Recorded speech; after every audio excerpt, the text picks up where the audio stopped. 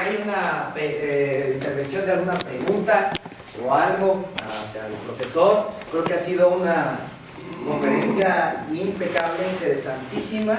Y bueno, no sé si alguien quisiera tomar la palabra del público, y si no, pues al final yo lo voy a tomar.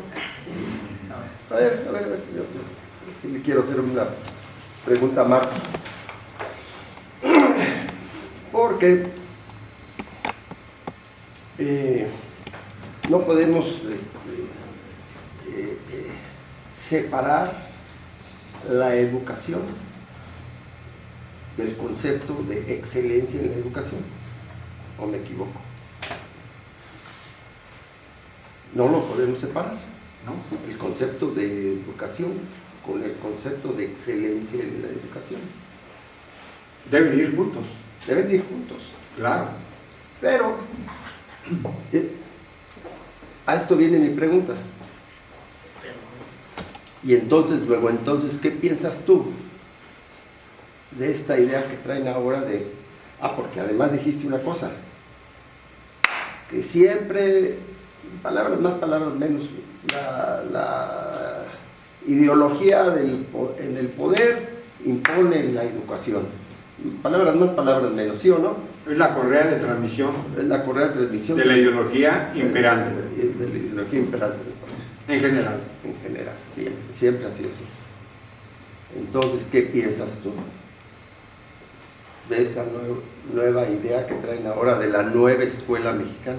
Bueno, con respecto a la nueva escuela mexicana, yo debo decirles que junto con nuestro querido amigo Juan Taltahuella, tuvimos la oportunidad de ir a la Ciudad de México y participar en el primer encuentro pedagógico nacional.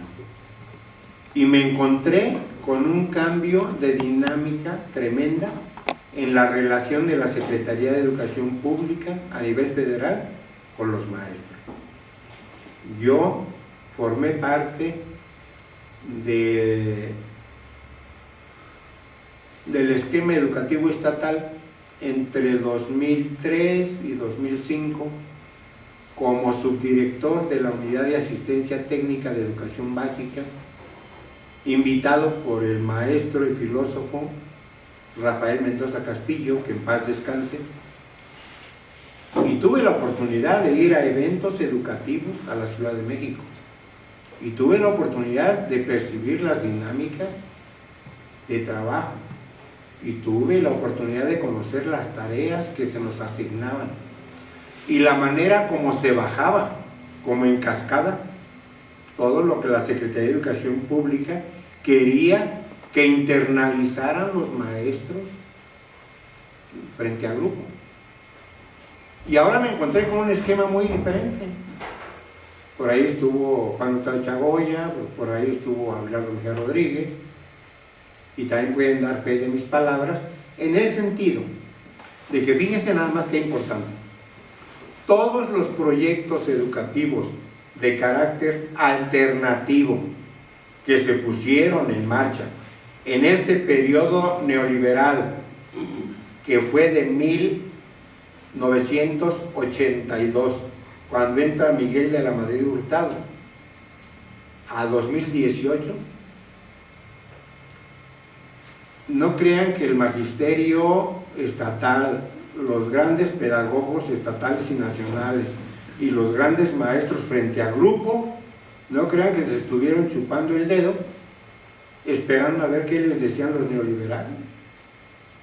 Aquí tenemos a Abelardo Mejía Rodríguez, que dirigió la Comisión Seccional de Educación y Cultura y que rescató y sistematizó todas las propuestas educativas realizadas por los maestros michoacanos y de otras partes del país en sendos resolutivos de foros estatales de educación y de eventos de esa naturaleza, congresos estatales de educación.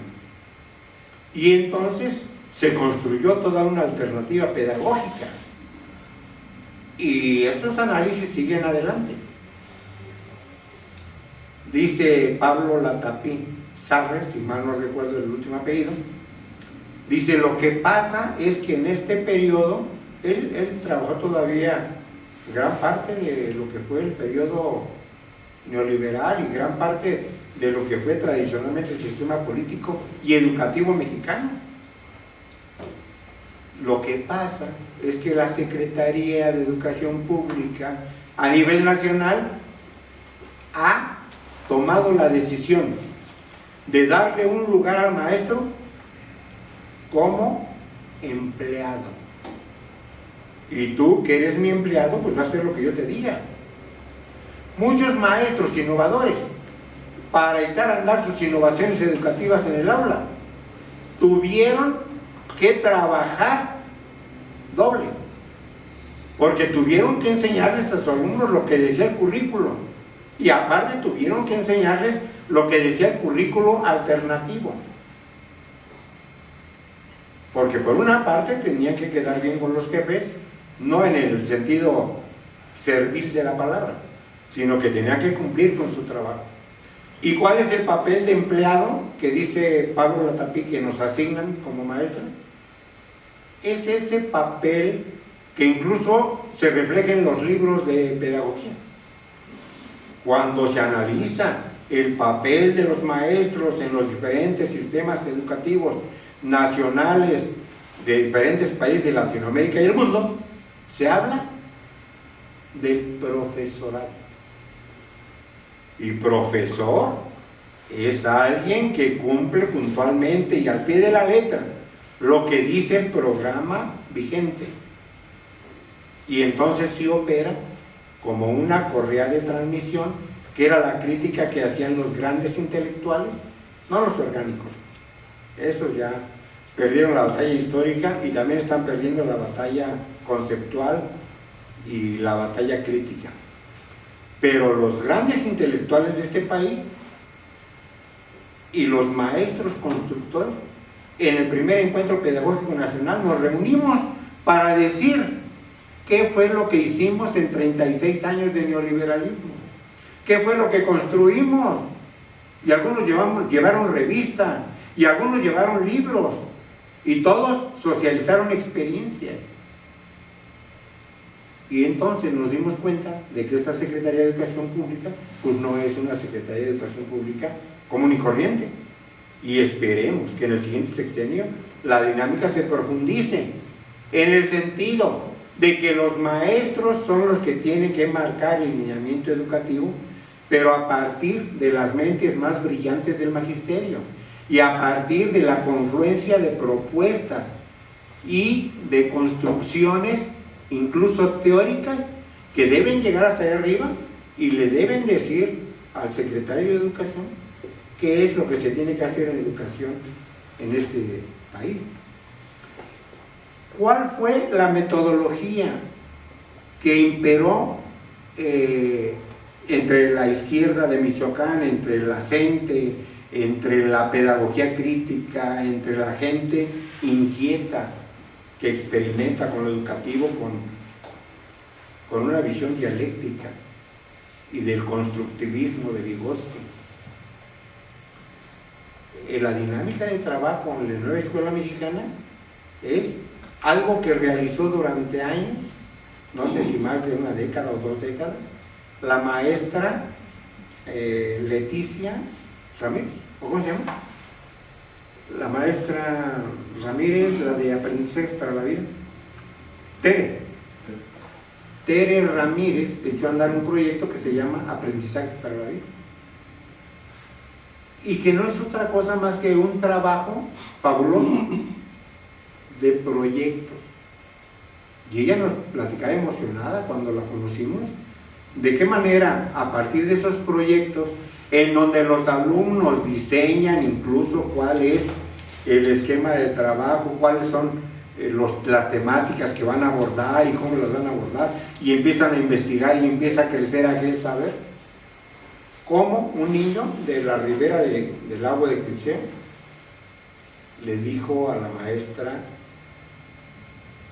Teresa Ramírez: cuando yo sea grande voy a ser paleontólogo. Fíjense nada más la dimensión de un niño de una escuela rural que conoce qué es lo que se hace y no se hace en una paleontología, y cómo le embrujó e impactó, y cómo posiblemente esa palabra, ese impacto, esa influencia va a detonar en un gran investigador de la arqueología nacional, por ejemplo. Y entonces esa es la importancia de la nueva escuela mexicana. He tenido debates incluso con compañeros de la escuela normal, urbana federal, incluso grandes amigos míos, que me dicen, no, la escuela, no. Claro que sí. Lo que pasa es que, Pero, ahorita hagan de cuenta que metafóricamente la copa de la educación estaba boca abajo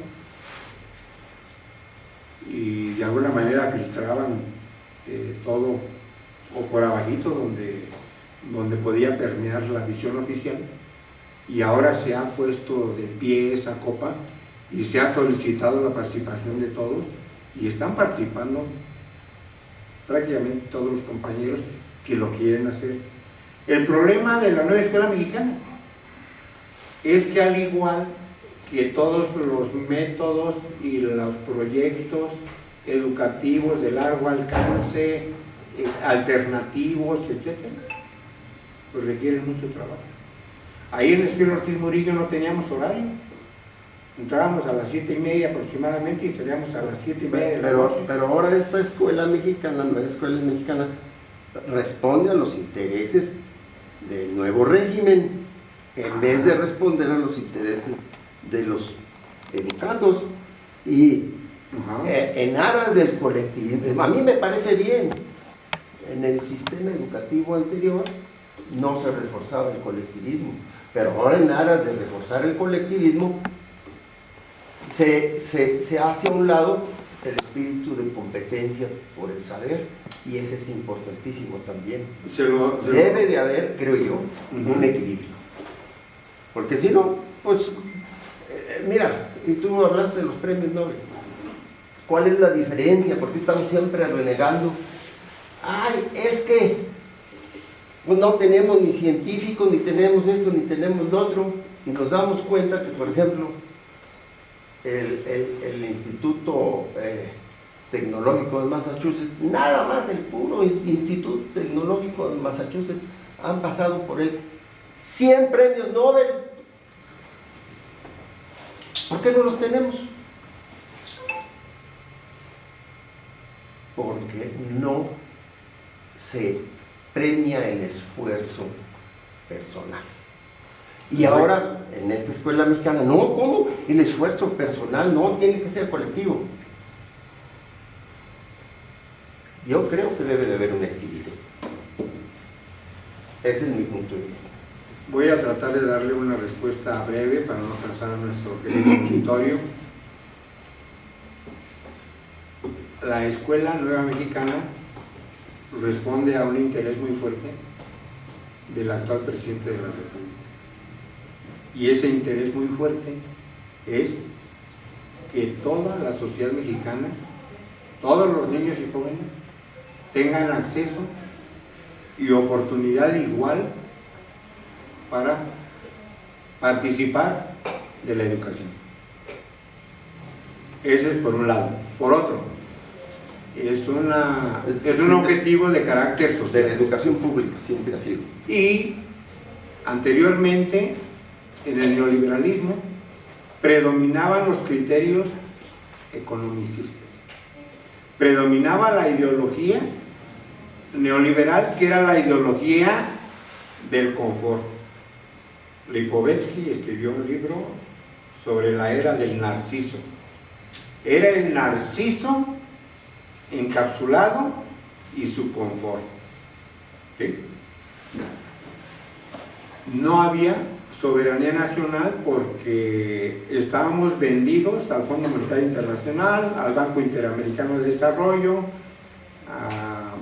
a la OCDE, etc. La educación se regía por criterios económicos. En el sistema neoliberal, la educación, la familia, el sindicalismo, todo es una mercancía.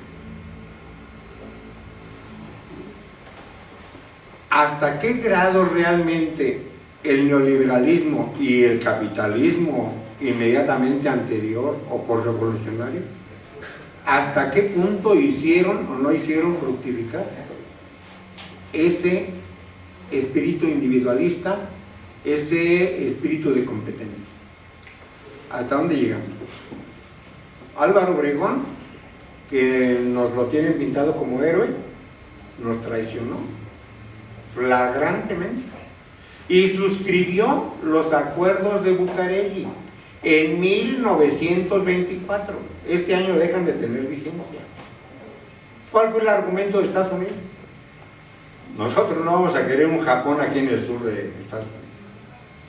Entonces suscribieron un acuerdo. El Tratado de Bucareli dice que nuestro país no podrá desarrollar la ciencia y la tecnología. Así de sencillo. Más allá de la competencia individual, ¿quién inventó la televisión en blanco y negro? ¿Y quién inventó la televisión a colores? Un mexicano. ¿Quién inventó el único robot que da conciertos? Los de la Universidad Autónoma de Puebla. ¿Quiénes diseñaron la primer gran terapia para el Parkinson? Pero Camarena, los doctores hizo la televisión a color porque trabajaba en una empresa privada. Los doctores Madrazo y otros, pero ellos no trabajaron en escuela privada, eran investigadores de la UNAM.